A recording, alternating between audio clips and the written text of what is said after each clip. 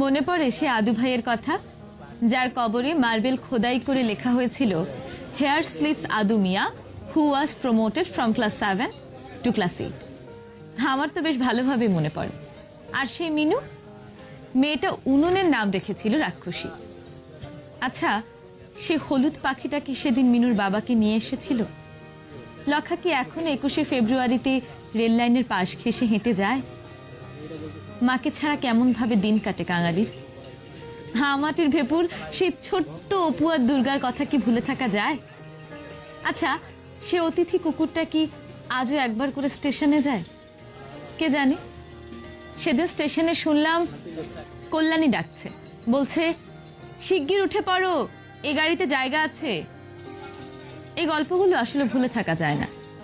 নানা কাঠখোট্টা বইয়ের মাঝে বাংলা বইগুলো ছিল একটু প্রশান্তির ছায়া। প্রতি বছরের শুরুতে যখন পাঠ্য বই নিয়ে আসতাম স্কুল থেকে, তখন সবার আগে সপ্তবর্ণা এবং নানা ধরনের নামের এই বাংলা বইগুলো খুলে দেখতাম আগে। যখনই পড়তে ভালো লাগতো না, তখনই বাংলা বই নিয়ে পড়তে বসতাম। মা মনে করতো খুব বেশি পড়াশোনা করছি। বইয়ের ভাঁজে লুকিয়ে রাখা নানা উপন্যাসের কথা আমি ধুলো জমা বাংলা বই ছাড়া আর কাউকে কোনোদিনও জানতে দিইনি। অনেকদিন পর সেই বইগুলো খুলে দেখলাম। সেই অপু, দুর্গা, মিনু, লক্ষা, বলাই সবাই ঠিক আগের মতোই আছে, শুধু বড় হয়েছি আমরা।